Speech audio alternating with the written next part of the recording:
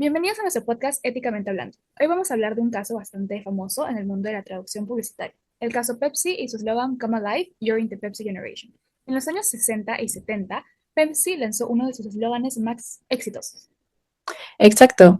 En inglés, ese eslogan sonaba moderno, juvenil y lleno de energía. Algo así como despierta, vive, sé parte de la generación Pepsi. Pero cuando Pepsi llevó ese mensaje al mercado chino, la expresión Come Alive fue interpretada de una forma demasiado literal. Y en lugar de entenderse como sentirse lleno de vida, terminó asociándose con algo como revivir a los muertos.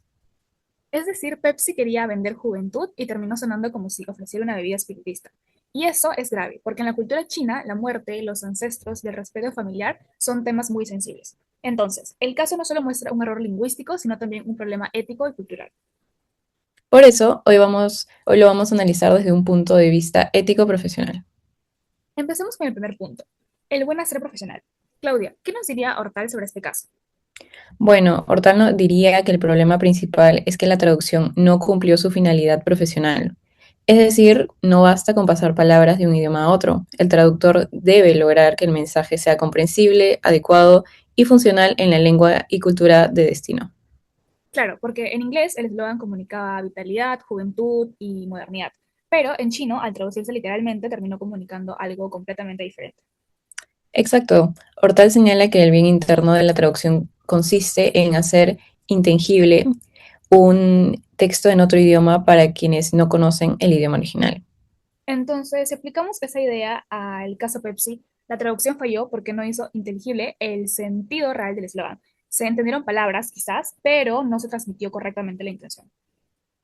Sí, el público en sí no recibió el mensaje de energía y juventud, sino una interpretación extraña relacionada con la muerte y los antepasados.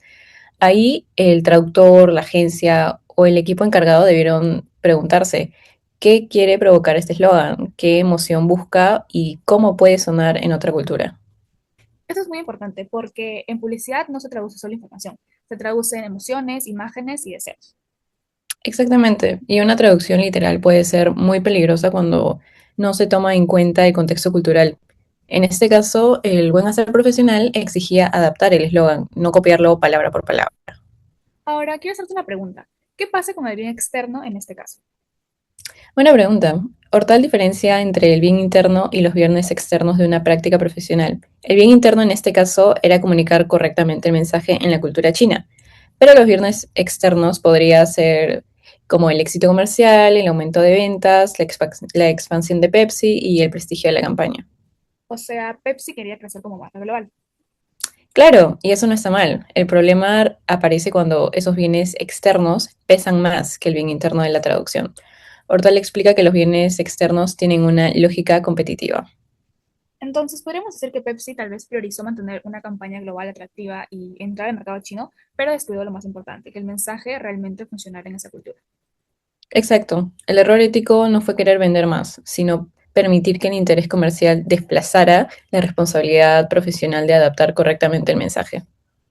Ok, pasemos ahora al deber de respetar a las personas, su dignidad y derechos. ¿Cómo entra esto en un caso de traducción publicitaria? Entra porque el público receptor no debería ser visto únicamente como consumidor. Las personas que reciben una traducción tienen una cultura, una historia y creencias propias. En este caso, el público chino no era simplemente un nuevo mercado, era una comunidad con valores culturales específicos. Ujú. Y el eslogan traducido tocó temas muy delicados, la muerte, los antepasados y el respeto familiar. Aunque Pepsi probablemente no haya tenido la intención de ofender, la falta de cuidado cultural pudo generar un mensaje irrespetuoso o absurdo. Aquí queda muy bien una cita de Hortal. La persona tiene una dignidad, es decir, un valor absoluto e insustituible. Esa cita nos recuerda que detrás de una campaña publicitaria no hay solamente estadísticas, ventas o consumidores. Hay personas que merecen ser tratadas con respeto. Entonces, respetar al destinatario no significa solamente evitar insultos directos. Claro, también significa investigar su cultura, prever malentendidos y adaptar el mensaje correctamente. En este caso, el error fue pensar que una equivalencia literal era suficiente. Podríamos decir que hubo una especie de falta de escucha cultural. Sí, no se tomó en cuenta cómo podía recibir el mensaje el público chino, y desde lo que explica Hortal, Eso es problemático porque la actuación profesional debe tomar en cuenta a las personas afectadas por ella.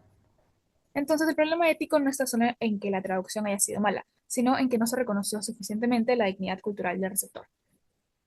Claro, la traducción debió respetar no solo el idioma, sino también el universo simbólico de toda la cultura china. Ok, ahora vamos con el tercer punto, el sentido social y la justicia del traductor.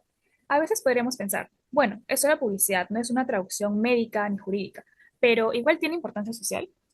Definitivamente. Hortal explica que la traducción tiene una función social porque permite la comunicación entre lenguas, culturas y grupos humanos. Incluso en la publicidad, la traducción transmite valores, imágenes y formas de ver el mundo. Entonces, aunque Pepsi quería vender una gaseosa, su mensaje también estaba entrando en una cultura distinta. Así es, la traducción debía funcionar como un puente entre una marca global y una cultura local, pero al fallar la adaptación, ese puente se rompió. Y aquí entra la idea de justicia cultural. Una empresa internacional no debería trasladar un mensaje de una cultura a otra sin revisar cómo será recibido. Así es, el caso muestra una relación desigual entre una marca global y una cultura local. Se priorizó la expansión comercial, pero no se cuidó suficientemente la comprensión cultural. Además, Hortal señala que el traductor contribuye o deja de contribuir a la justicia social dependiendo de las actividades que acompaña con su trabajo. Esta cita es muy importante. En este caso, la traducción no favoreció un diálogo respetuoso entre culturas. Al contrario, generó un malentendido con un tema muy sensible. Así es, la responsabilidad social del traductor no aparece solo cuando está en un hospital o en un tribunal. Exacto, también puede aparecer en campañas publicitarias, productos culturales, medios de comunicación y marcas globales.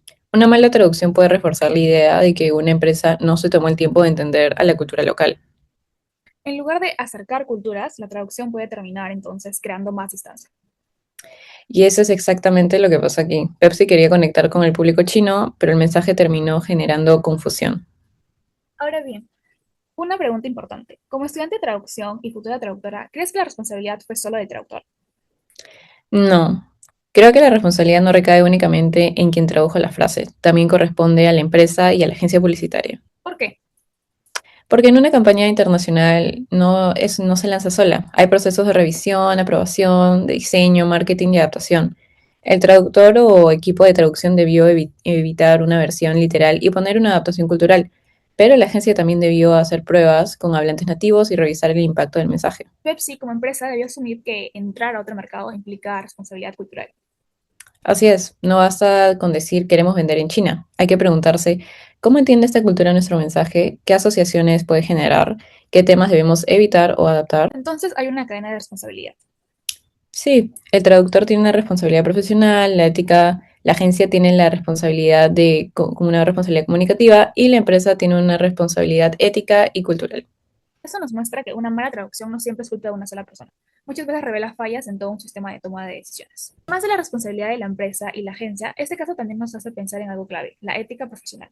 Sí, porque la ética profesional no solo es portarse bien, también implica tener formación técnica, conocer las normas del propio campo y saber cuándo una persona está capacitada para hacer un trabajo. Y también habría sido importante consultar a expertos del mismo campo, traductores profesionales, publicistas locales o especialistas en la cultura china. Es decir, preguntarles cuáles son las normas, sensibilidades y límites éticos dentro de este contexto.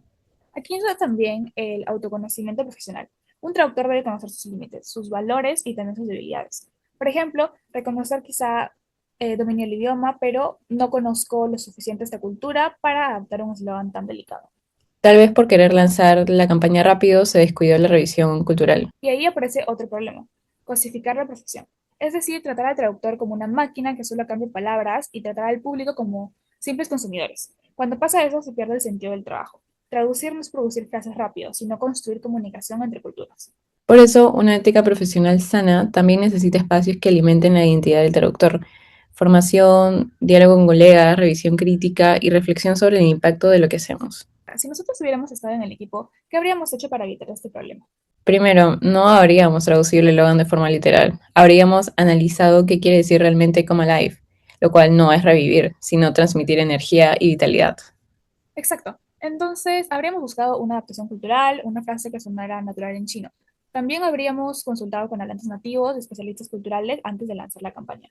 Y si el error ya se hubiera cometido, lo correcto habría sido aceptarlo públicamente, reconocer que la traducción no fue adecuada y corregir la campaña con una nueva versión culturalmente respetuosa. En resumen, nuestra solución habría sido priorizar el bien interno de la traducción, comunicar bien el sentido del mensaje, respetando la cultura del público. Como dice Hortal, se trata de hacer inteligible el texto para quienes no conocen el idioma original.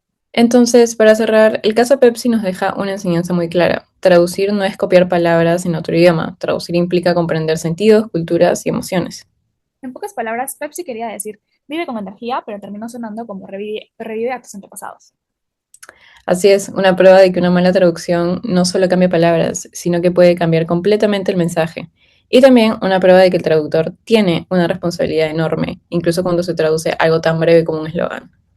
Exactamente, Claudia. Bueno, eso fue todo por el episodio de hoy. Gracias por escucharnos. Nos vemos en el próximo episodio y recuerden, antes de traducir un eslogan, revisen el contexto cultural, sobre todo si no quieren terminar vendiendo gaseosa para muertos. Hasta la próxima. Hasta la próxima.